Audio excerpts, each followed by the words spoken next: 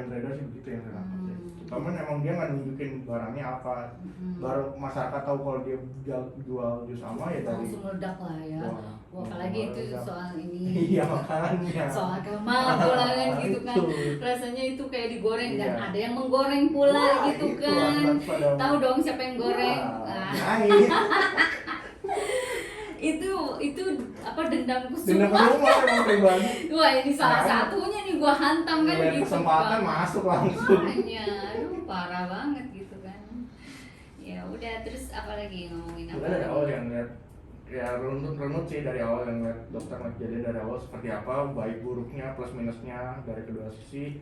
Terus ngelihat fakta di lapangan dari kakeknya, katanya ternyata ada beberapa media wawancara warga sekitar, katanya memang kadang memang kakeknya cara menjualnya seperti itu ya, kadang memang buat warga ya resah juga gitu, kadang salah maksa, kadang sampai ngikutin. Mungkin ya melihatnya dokter kakek itu seperti apa, sama yang ya Baim udah ketemu, sama yang ini kan kejadian belum pertama kali ya dokter, Baim suka menolak gitu, tapi kejadian ini kenapa yang baru kali ini meledak? Apakah karena memang lawannya istilahnya ya orang tua akhirnya bisa meledak itu kah, atau apa kayak gitu? Ya kan kemarin juga saya kan bikin konten juga. Saya juga ada di video itu, kan lumayan viral juga tuh, gitu kan. Cuman tidak seviral Saiful Jamil. Saiful Jamil viewernya sampai 7M. Parah itu. Pak, saya aja kaget gitu kan. Saya tuh baru main TikTok sebulan. Nah, pas zamannya Saiful Jamil aja. Gitu, saya wah ini harus ngomong nih saya gitu kan. Biasanya sih kan nggak pernah peduli, cuman kata tim saya waktunya bu ngomong bu, waktunya ngomong bu. Ya udah akhirnya gitu ya, nanti jadi itu ya, ngomongin masalah itunya ya. Sama yang even udah maafan nih hari ini, tapi dia dampak dari perbuatan dia sampai kehilangan 300.000 subscriber. Itu kan lumayan besar gitu, kayak mungkin ya memang tipikal orang Indonesia memang mudah terpengaruh kan, seperti apa sudah 300.000 loh, maksudnya banyak ya, mudah terpengaruh gitu.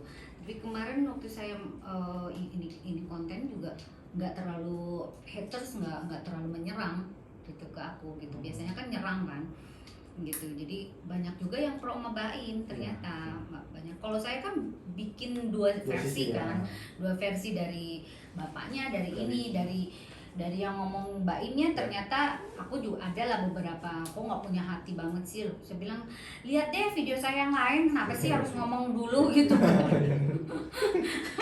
Ya kan orang-orang tuh kadang-kadang begitu deh. Juga tanpa melihat apa-apa langsung nggak pikir-pikir dulu gitu, bikin sebel gitu ya. Bener, keki aja dia.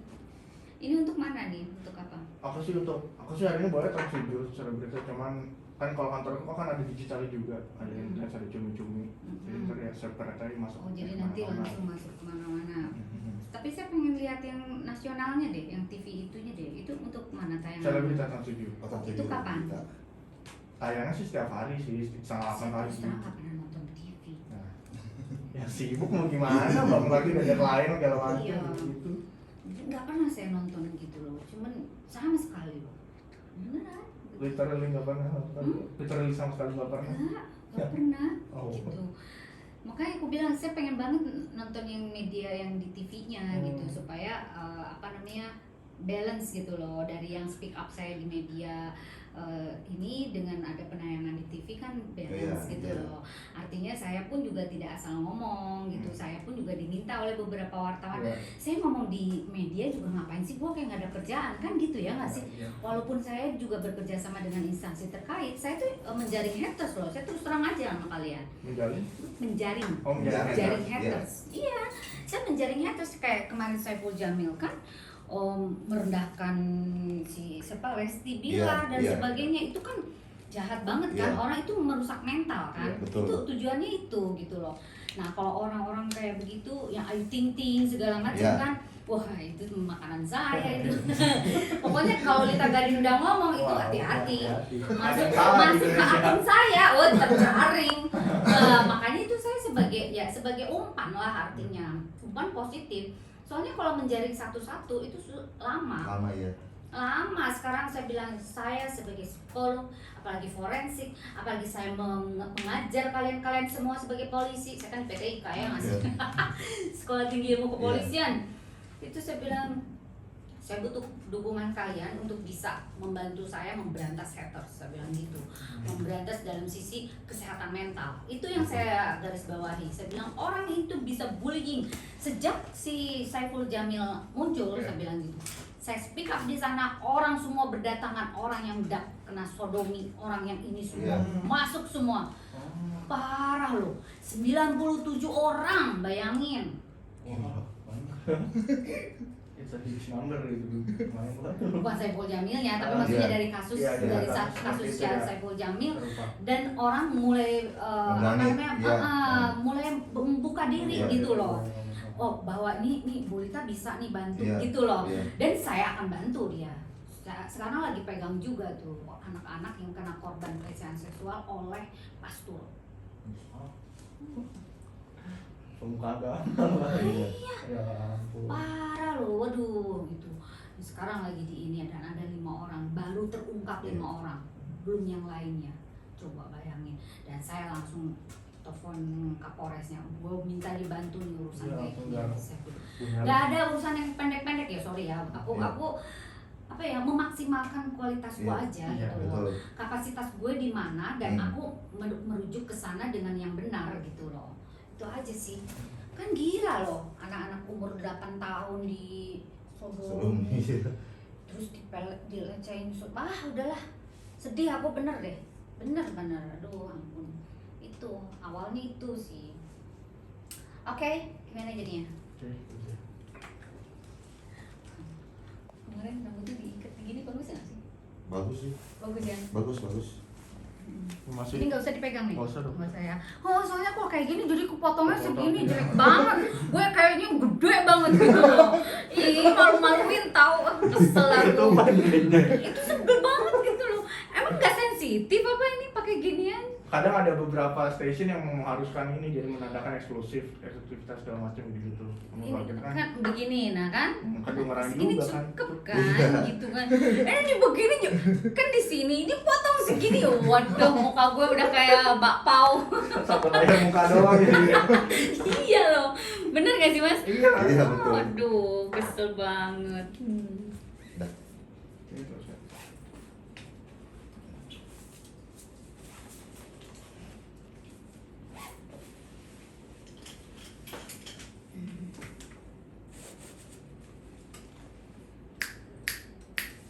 Ngapain tuh? Kagak ini. Kaget gue. Burung. Jalan nggak gitu maksudnya. Oke. Ya 1, 2, ya. Oke, baik, Dokter Lita, selamat malam. Sebelumnya makasih atas waktunya dokter memberikan wawancara bareng kita. Dokter mengenai pemberitaan sedang ramai terkait Baimong dan Pak Suhut gitu, mungkin sedang ramai. Mungkin awalnya dokter melihatnya seperti apa sih ini, nggak akhirnya bisa seheboh ini dokter? Iya betul. Sebenarnya sih itu hal yang biasa ya. Apalagi kan Baim itu kan sudah biasa membuat konten dan sebagainya. Sekarang yang menjadi luar biasa karena banyak yang menggoreng nih, ya kan? Menggorengnya dari berbagai macam sudut gitu kan. Ada yang balas dendam lah, ada yang pansos lah dan sebagainya. Itulah yang jadi heboh. Namun menurut saya sih kita melihat dari dua sisi ya. Artinya dari Pak Suhut dulu nih. Seorang bapak yang memang istilahnya orang awam yang tidak mengerti dan tidak paham tentang artis gitu ya, artinya gitu. Dia melihat bahwa sosok artis itu, apalagi kan Baim itu adalah sosok yang memang sudah dibikin brand image yang kuat ya, artinya membagi-bagikan uang kaget dan sebagainya. Nah itu yang membuat dia merasa bahwa bakalan dapat nih aku gitu kan. Itu ekspektasi dia kan terlalu tinggi. Itu loh yang kelemahannya masyarakat kita itu kadang-kadang menyamaratakan semua gitu, apa yang ada di dalam pikirannya dia, padahal kan nggak sesuai dengan kenyataan kan gitu. Nah sekarang ini salahnya bukan masalah dia lugu atau tidak, namun siapapun orang yang menguntit, yang mengikuti seseorang terus membuat orang itu menjadi tidak nyaman, itu pun juga melanggar hukum loh, gitu loh. Itu pun melanggar hukum dan membuat secara psikologis itu ada rasa ketakutan, ada merasa bahwa dia nggak nyaman gitu, ini ada apa, kan pasti timbul kecurigaan ini akan berbuat jahat kek atau tidak kan gitu ya. Nah apalagi dia lagi quality time sama anaknya, bawa anaknya, dan dia harus melindungi anaknya dong, kecuali mungkin reaksinya kalau cuma dia sendiri mungkin tidak seperti itu gitu kan, mungkin ya, kemungkinan. Nah salahnya lagi langsung tidak kulonuon lah, artinya pada saat berhenti gitu ya, secara etika, maaf mas gini ngobrol dulu atau apa, jangan langsung to the point gitu. Dan dia berteriak-teriak memanggil Mas Baim, itu pun juga membuat risih dong kan gitu. Dan saya herannya kenapa pada saat dia kan naik motor ya kan, ini saya dibantu deh, maksudnya kenapa dia naik motor kan pakai helm, kok dia bisa tahu bahwa dia itu Baim Wong gitu loh. Nah itu kan pertanyaan yang big question kan, dia nguntit dari mana, pertanyaannya gitu. Nah dari rumah sakit berarti dia tahu bahwa itu orang Baim Wong gitu. Oke, berarti kalau dia udah tahu artinya ya sebetulnya ikutin aja, nggak usah pakai reaksi gitu loh. Artinya nggak usah reaksi, nanti kalau sudah berhenti diam gitu barulah dia ngomong istilah namu gitu loh, Pak maaf gitu, saya ini begini kayak gitu. Nah itu loh etika ya, kita hanya belajar etika karena ya kita kan juga ini bukan cuma untuk Pak Suhut tapi untuk siapapun orang ya, kalau ketemu artis hargailah privasinya mereka, karena artis juga manusia, artis juga ada hal-hal yang tidak perlu orang lain tahu kan gitu. Nah jadi tetap etika dijaga, walaupun kita apalagi dia sudah sepuh gitu kan, dia juga harus punya manner gitu. Jangan merasa bahwa semua ekspektasinya dia itu sesuai dengan apa yang dilihat di TV, itu nggak benar gitu loh, karena tidak semua itu dengan konten. Nah karena hidup ini penuh dengan konten, semuanya drama gitu kan. Jadi mana yang benar mana yang tidak juga saya rasa agak sulit kita bandingkan sekarang ini gitu loh, apalagi ya youtuber ini gitu loh. Jangan-jangan kita di kamar mandi pun dibikin konten gitu, aduh deh udah semuanya gitu ya. Inilah yang kita agak-agak rancu hidup ini gitu kan. Oke, nah dari sisi Baimnya sendiri, pada saat bereaksi ketidaknyamanan secara psikologis dia pasti akan bereaksi marah, itu pasti gitu ya. Dan itu bisa dipastikan secara psikologis, siapapun, bukan cuma Baim, bukan cuma artis, siapapun itu, pada saat dikuntit, pada saat diteriakin, pada saat apapun gitu, dia akan mendapatkan ketidaknyamanan, itu pasti. Dan bereaksinya pasti marah. Itu reaksi marah, itu wajar sekali, wajar. Hanya kekurangannya Baim, kelemahannya, dia tidak menanyakan dulu ada apa gitu kan, misalkan gitu, ada apa, kenapa kamu nguntit, kenapa kamu ngejar saya, kenapa kamu manggil saya. Oke, mungkin udah disampaikan, tapi caranya terlalu arogan, terlalu berteriak-teriak, dan itu dijadikan konten, itu fatal sekali. Harusnya kalau memang dijadikan konten, diblur wajahnya, nggak usah ditunjukkan itu siapa orangnya kan gitu ya. Lalu dia membagi-bagikan, menunjukkan kepada orang bahwa ini loh yang orang kerja nih yang harus dapat duit gitu kan, ke ojol, ke tukang warung dan sebagainya. Saya kan juga lihat ya di media sosial kan, jadi saya ngikutin nih ceritanya, jadi saya bisa lancar ngomongnya gitu. Jadi itu juga fatal tuh. Boleh itu istilahnya direct education, ya kan, itu direct education kalau dalam psikologi, secara langsung memberikan edukasi, tapi kepada siapa dulu? Nah gitu loh, kepada siapa dulu? Apakah orang seumuran atau anak kecil?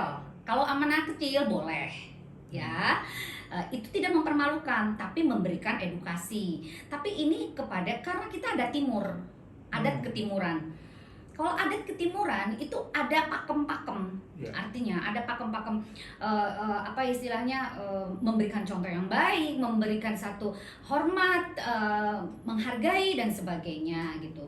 Nah siapapun orang itu pasti yang namanya orang lebih tua pasti kita harus menghormati, betul? Betul. Ya seperti itu ya.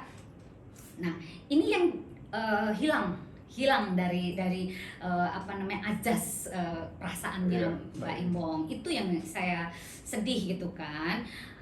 Tapi kalau melihat dari reaksi kemarahan bisa dianggap wajar gitu loh, bisa dianggap wajar karena ya itu kemarahan yang sudah meluap, dia nggak suka dengan kondisi seperti Iya, itu gitu loh. Jadi kita juga harus melihat dua sisi mata uang gitu loh, nggak bisa kita menyalahkan satu aja dan kehilangan subscriber dan sebagainya. Itu pun juga itu bagian dari reaksi kan, reaksi masyarakat itu resiko. Makanya saya bilang kalau bikin konten itu harus melihat ajas-ajas kemanusiaan, ajas-ajas adab gitu loh, adab perasaan dan sebagainya. Karena kan kita punya norma sosial, norma agama, norma budaya dan sebagainya, itu yang harus kita lihat. Jangan cuman asal dapat duit. Nah itu, jadi ya ini juga untuk semua ya YouTuber atau siapapun itu tetap kita harus menjaga etika itu gitu loh. Jangan sok lah gitu ya, sok artis, sok banyak pengikutnya, dia pede aja bla bla bla gitu kan, tanpa melihat itu nggak baik gitu kan. Jadi ya tetap lah, namanya kita hidup di timur tuh memang pakem-pakem itu tuh menonjol, apalagi kan kita lagi PPKM nih. Iya. Orang pada pengangguran, mereka butuh duit, itu sentuhannya luar biasa kan. Dan ini momen yang pas banget dihantam sama masyarakat dong gitu kan. Ini sensitif soalnya gitu kan. Nah mungkin kalau orang yang lagi bekerja sebelum PPKM mungkin reaksinya nggak kayak gini juga sih kalau menurut saya loh ya. Dan kalau bukan ke kakek-kakek mungkin juga nggak kayak gini juga gitu loh. Ini sebetulnya adab gitu loh, adab ketimuran dan etika aja sih sebetulnya. Namun ya syukur ya kalau udah baik gitu, karena kalau feeling saya sih harus ngaku ya. Kalau feeling saya, dia itu benar-benar untuk dijadikan konten.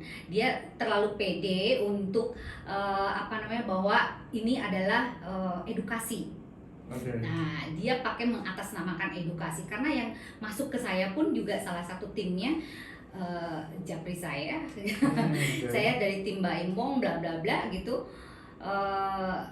bahwa dia mau ininya dari sisi edukasinya, tapi nggak kayak gitu juga. Aku bilang itu mempermalukan namanya gitu, karena si kakek ini gitu loh. Kalau di bawah dia anak-anak objeknya tepat, mungkin nggak akan seheboh ini gitu kan, nggak akan banyak yang menggoreng gitu. Ini udah sampai gosong nih. Kematangan udah kematangan nih gitu. Jadi orang-orang semua pansos, semua keluar semua, jadi banyak yang tiba-tiba jadi apalah gitu ya, kayak gitu. Nah jadi memang harus dipahami bahwa tidak semua hidup itu pakai konten. Kita juga harus tahu tentang etika bagaimana berkonten, karena konten itu bisa membuat orang itu menjadi tidak nyaman, orang itu merasa dipermalukan, orang tersebut bisa juga sesuatu yang melanggar hukum lah gitu, karena ketidaknyamanan diri dan akhirnya perbuatan tidak menyenangkan kan. Kena pasal tuh gitu. Nah itu fatal tuh, perbuatan tidak menyenangkan dan rentetannya itu. Nah seperti itulah ya, perbuatan yang tidak menyenangkan dan itu satu ininya lah. Pasalnya perbuatan tidak menyenangkan dan kok lupa saya. Lihat kamu jadi lupa. Oke, jadi kayak gitu ya. Terus apalagi? Nah dengan tindakan Mbak yang hari ini, per hari ini dokter sudah ketemu, sudah bermaafan. Apakah itu memang salah satu tindakan terbaik yang bisa dilakukan Mbak? Dan apakah hal itu bisa terjadi karena memang Mbak mungkin sudah tidak kuat menahan dorongan dari netizen, serbuan dari netizen, karena banyak yang membuli dia sampai faktanya dia kehilangan 300 subscriber, mungkin seperti apa? Iya, kalau menurut saya itu udah tindakan bijaksana, dan atau mungkin juga salah satu konten tersebut bahwa nanti gue akan ada di titik gue minta maaf. Bisa juga begitu loh ya. Ini kan saya kan hanya pandangan secara psikologis kan gitu, bukan menyalahi atau menuduh dia gitu, tapi secara pandangan psikologis. Oke, gue blunder nih, Tapi ternyata banyak yang apa ya istilahnya Atlet juga. unfriend lah ya Ya. kayak gitu ya. Mereka semua menjauh. Nah itu di luar ekspektasi dia juga Ya. gitu loh. Oh ternyata mereka kabur tuh gitu kan. Nah sekarang dia menjaring lagi untuk membuat simpati rakyat bahwa apa namanya dia bisa berbesar hati untuk meminta maaf gitu loh ya. Namun ya ini sih menurut saya tindakan yang bagus sih, artinya dia gentleman ya. Dia gentleman, dia mengakui kesalahan dan itu memang sudah seharusnya secara adat ketimuran lagi bahwa orang yang lebih muda ya pasti meminta maaf kepada orang yang tua. Iya. Itu adabnya kan gitu. Dan dia mengakui dengan kesalahan dia arogan, ya itu udah bagus banget sih gitu ya. Ya kalau mengharapkan lagi untuk orang size apa namanya subscribe, nah Mau ya subscribe lagi. ya itu juga kan ya nggak tahu kan Ya, gitu ya. karena banyak sekali yang masuk ke saya juga di ini bilangnya gitu, gue nggak mau, gue ternyata dia Bla, bla, bla, segala keluar macam. aslinya dan sebagainya kayak gitu kan. Namun betul sih kalau kita mau melihat karakter orang pada saat kita di bawah, pada saat kita lagi turun, lagi down, lagi capek, lagi marah, nah di situ kita harus kita akan tahu bahwa apa yang ini orang bisa menahan emosi atau tidak gitu loh. Itu bisa kelihatan di situ. Tapi kejadian Baim menolak memberi bantuan kan mungkin ini yang kesekian kalinya Dok ya terjadi. Tapi kenapa sekiranya baru kali ini yang sampai meledak? Apakah memang karena objeknya atau lawannya yang orang tua atau seperti apa Dok hingga akhirnya bisa se-booming ini Dok? Apakah karena memang status Baim sekarang yang sudah makin terkenal atau apa gitu Dok? Semuanya ada. Semuanya ada gitu loh ya, karena memang Baim sekarang terkenal dan YouTuber lumayan bagus ya di Indonesia ya gitu. Banyak orang yang mungkin juga sekarang semakin ya mungkin perilakunya mungkin berubah gitu. Bisa saja begitu orang menjadi kurang suka dan sebagainya. Dan mungkin ada juga orang-orang yang pernah tersakiti oleh dia yang akhirnya juga ikut ngegrecokin kan gitu, yang menggoreng dan sebagainya. Kita udah tahu banget lah siapa orangnya kan gitu. Sebetulnya kalau enggak, dan objeknya ini yang terpenting tuh objeknya gitu. Kalau objeknya ini anak kecil enggak lah, anak kecil mungkin juga akan bereaksi sama kalau menurut saya. Akan bereaksi sama karena kan merasa kok anak kecil diginiin, kok dia pasti begitu. Minimal anak muda lah gitu ya, anak muda sekamu ya seumuran sama dia itu mungkin dia fine gitu loh, anggap biasa-biasa aja gitu kan. Nah gitu, nah ini ternyata sama kakek yang 70 tahun, nah itu kan harusnya gimana. Nah sekarang anaknya kemana, kok kakeknya masih kerja? Pertanyaannya itu dong gitu kan. Kalau memang kakek ini, kalau saya melihat kakek ini kakek gaul, kalau saya melihat, dan saya orangnya yang cukup untuk ekspresif lah ya si kakek ini gitu. Dan menurut siapa namanya tadi tuh RT-nya tuh siapa, wakil RT-nya juga kan pernah juga ngomong bahwa dia disebutnya kakek DJ katanya gitu. Karena dia sering pakai headphone terus dia nyanyi-nyanyi dan joget-joget dan sebagainya gitu kan. Artinya kan dia gaul dan tidak gaptek. Yang jelas itu gitu. Yang jelas itu berarti dia gaul banget loh. Jadi kalau kita dibilang dia tidak rentak banget juga enggak gitu loh, dia gaul gitu. Jadi kalau orang yang rentak, orang yang memang tidak ini, dia nggak mungkin mau berpakai motor lah. Jadi tolonglah, jadi maksudnya sikap bijaksana aja. Jadi harus melihat dari dua sisi ini. Walaupun misalkan Baim bereaksi terlalu arogan, ya itu adalah dampak dari kemarahan itu gitu loh, dampak dari ketidaknyamanan dia gitu loh. Itu semua pun akan bereaksi sama kok. Saya aja pernah digituin, saya marah kok gitu. Ya saya bilang, kamu ngapain? Mobil saya kan saya takut kan gitu kan. Memang benar saya takut gitu. Enggak, saya cuma mau meminta ini itu. Lah apa namanya, statement kok kayak orang nguber-nguber maling gitu kan ya gitu. Saya kan nggak suka lah gitu. Soalnya ketemu saya susah lah gini-gini lah. Nah kayak gitu-gitu loh, berarti kan itu berhubungan dengan etika kan. Nah etika ini yang tidak benar yang dia lakukan. Jadi dua sisi mata uang, harusnya ya kita jangan menjudge Baim semua gitu loh. Nah memang kembali lagi yang memang jadi fatal sekali karena memang dibuat konten ya Dok. Betul. Fatal gitu. Betul. Jadi jangan dibuat konten ya. Kalau mau dibuat konten di blur itu aja.